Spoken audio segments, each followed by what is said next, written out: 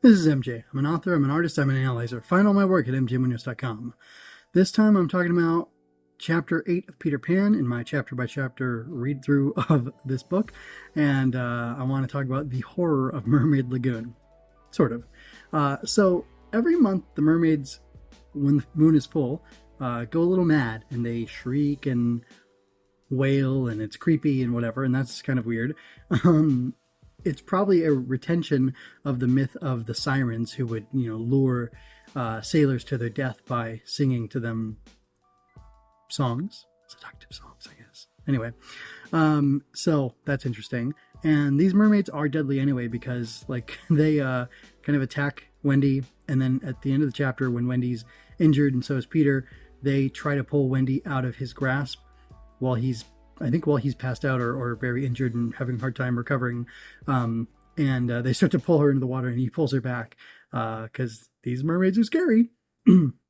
Another scary thing in Mermaid Lagoon is Marooner's Rock, where people are left on a rock that gets covered by the rising tide, and eventually they drown there. And I don't know if they're anchored to it or what. I guess I don't know if they're anchored to it or if they're injured or what happens, but somehow they stay there, and then eventually they're marooned there, and then eventually they drown to death, which is horrible. But, this is pirates who are doing this kind of thing, so I guess that does make sense. In this chapter, we get a pretty much deadly battle between the pirates and the Lost Boys at Mermaid Lagoon. There's a really interesting description of this gloomy darkness that comes along and kind of sets the stage for the battle, and then they're fighting in this gloom, and that's kind of a fun idea. Anyway, but yeah, it's an actual battle. It feels dangerous to the boys. They are getting away, yes, because of the kind of story this is, but there's a possibility that they can be killed. We know that Indians have scalps of boys and pirates, so they've scalped people before, and Peter's talked about killing people, and it's mentioned in the previous chapter that sometimes there's a body when he tells his stories, or he says, no, nothing happened to me, and then you find a body anyway. So that's, no, that's not good. He's dropping bodies over here. But it's interesting.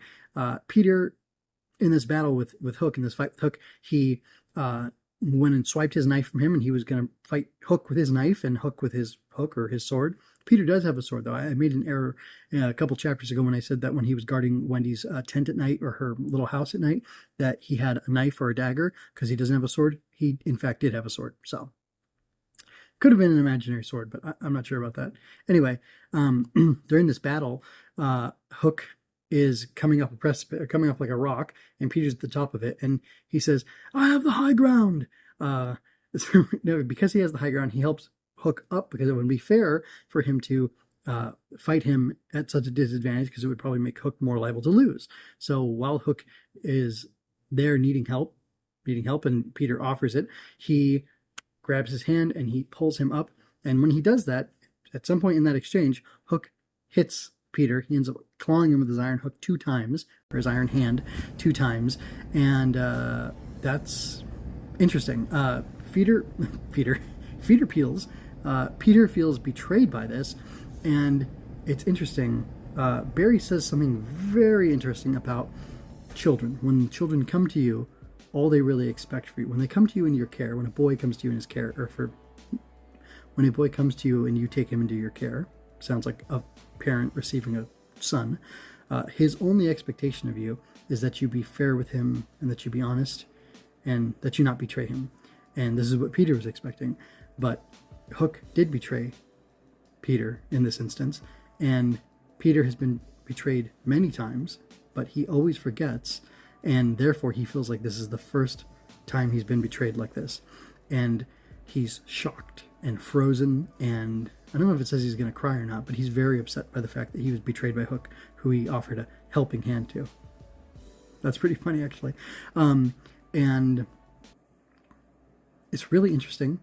There's something about this forgetfulness of Peter Pan that bothers me, makes me sympathetic towards him, makes me feel really bad for him, and kind of makes him a tragic figure in my estimation, in my opinion. And I'm curious if other people see that, or if they just see the fun and kind of the glamour of flying and living with fairies and commanding the Lost Boys and everything. I don't know. I don't know how other people feel about it, but that's something that hits me in a weird way. And in fact, the first time I listened to this book all the way through, I kept crying at different points because I don't know, something shook me. Something really shook me, and it was really interesting. It was all around stuff like this, with him forgetting, and like having these like weak, tenuous connections to people. It was really interesting. So then Hook ends up running away from the battle because he is scared because the crocodile is coming. And while Hook is running scared, and that saves Peter's life, which is good for the book to keep going, Peter is stuck with Wendy on Marooners Rock. He's basically mortally wounded, and he feels like he's too weak to fly, feels like he's too weak to swim even, and Wendy's also weakened. Fortunately, one of the boys, Michael, or I think it was Michael, had made a kite, and it got away from him, and it was so strong, it was carried by the wind so well that the boys were, he was kind of he kind of flew away with it. It took him off the ground, and so Peter very chivalrously, yeah, ties this thing around Wendy's waist, because she's like, oh, we'll draw straws to see who will go, and he's like, never, you're a lady, I'm not gonna risk my life, or no, you're not gonna risk your life in this situation. I'm gonna send you away, save your life, and if I die, I die, that's fine. So I really like that. I think it's really cool, and it's really beautiful that he's willing to give up his life. And then he stands up, or I don't know if he's standing or not, but I imagine him standing, and he realizes he's going to die, and he says, what is it? What's the line? It's so beautiful. To die will be an awfully big adventure. And he's ready for it. This idea of Peter being ready to die, even though he never wanted to grow up, is shocking. It's striking. It's a very powerful idea to me. I don't really know what to say about it. It makes me think about Hook's fear of death and Hook's fleeing from the crocodile. Peter's staying there. He can't flee anyway. If he tries to flee, he will die. So him staying there and just waiting death, and waiting death with such a positive attitude that it'll be a great adventure, is interesting because, you know, like I said, Hook flees from the crocodile, and I'm trying to figure out, how is it that Hook got into the Neverland? How did Hook and all these pirates get into the Neverland? It kind of makes me think that because Hook is so concerned about living, or not dying, not being killed, eaten by the croc, which of course would be horrible and painful, I'm sure it's an awful way to die, he really fears death, which means he values life. So it makes me wonder, is it possible that Hook somehow came into the Neverland as a way to escape death and to have a kind of serial longevity? I believe that's the frame used, well, it's the frame used around the lives of the elves in Tolkien's Legendarium. You know, Lord of the Rings, Silmarillion, Hobbit, etc. And it's not that the elves can't die, it's that they don't get sick, for example, not naturally. I guess if they were poisoned by something, they might get sick from that, but it could be healed. But they can be killed, they can be murdered, they can be slain in battle, but they have these lives that are long, and they're purposely long, and they're actually not meant to die. And if they die, their soul or their spirit can actually be rehoused in a different body, or any body at a later date. I don't know if it's the same body, it looks the same, has the same face and everything, or if it's a completely different body, or how that works necessarily with the elves. But they do have this serial longevity, which is, it's not that they're actually immortal, it's that they are so long-lived that it's as if they're immortal, and they'll only die if they're killed. So, like, was Hook seeking that kind of serial longevity for himself because he's so afraid of death, and that's why he wanted to go to the Neverland? But then again, the Neverland is only supposed to be found by those who the island wants to be there. So maybe the Indians, this is a whole new idea that's just coming to me right now, maybe the Indians are there, or the Redskins as they call them in this, Hook and the pirates and any of the other dangers are in Neverland, the mermaids even, because the island wants them to be there, possibly because Peter or the other children who are there want them to be there as well. That's a really fascinating idea. I wonder if you have any thoughts on that, dear listener, because I'd never thought about this. Like, this is stuff's just coming to me now, and I'm not sure what it means. I'm not sure Barry knew what it meant, and I'm not sure he had that in mind, but he's not here for us to ask him, and I think as long as it tracks logically, we can look into things and think about things from this context going forward and see if the Neverland having this will and drawing these characters to itself is a feasible theory or a way to surmise how things happen in Neverland and in the book.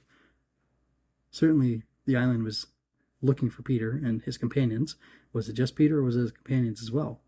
I don't think we really know at this point. I'm not sure there's a way to know. So, anyway, that's all I have to say for this chapter. I ask that you like and share this if you enjoyed it. I want this channel to grow, and I want more people to learn about this project I'm doing, learn about this endeavor. I want more people to join in listening to me talking about this and other books, and I want to be able to have intelligent, honest conversations about these books and these stories. Yeah, I'm really looking forward to getting to the actual Fortress Fiction episode where I talk about whether or not this story is worthy, because there's some things in this book that are weird and outlandish, and I don't really think they fit for what it's supposed to be, a good story for children. But then there's some fascinating things that are so beyond the child's mind that I think would only really hit the adult in a certain way, or in the intended way. And I find those things to be fascinating, and I don't know. I'm really fascinated with this story, and I'm looking forward to talking about it in the future. But I would love to have more people to talk about it with as time goes on. So go ahead and subscribe to this channel as well for more. I'm putting out pretty much daily content of daily chapter by chapter discussions, reviews, reactions as I'm reading through Peter Pan, and I plan to do that with the next book as well. The better it does with this book, the more inclined I am to do it with the next book, and so on and so forth. So we'll see how that goes. And then I also encourage you to check out my other work. I have something called Henshin Inspection, where I talk about Japanese transforming superheroes, and that's a lot of fun.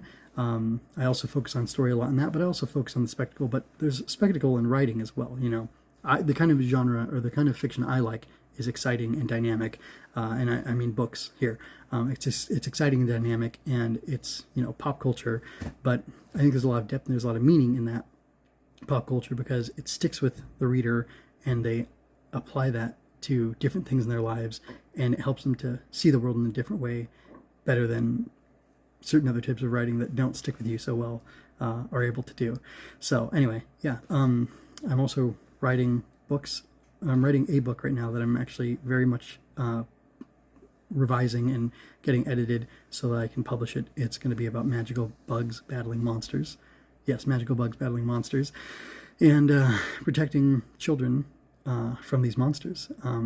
So I'm looking forward to getting that published and released and out to the masses at some time in 2024.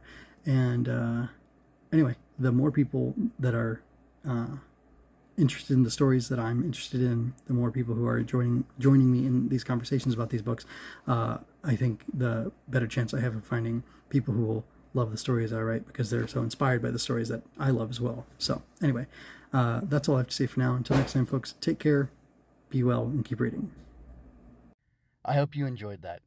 Go to mjmunoz.com to leave any questions, comments, or other feedback you might have. There you can find all of my analysis, art, and fiction. I cover books, tokusatsu, comic books, anime, and more. Look around. You're sure to find something else that you'll enjoy as well. This has been a Story Over Everything production.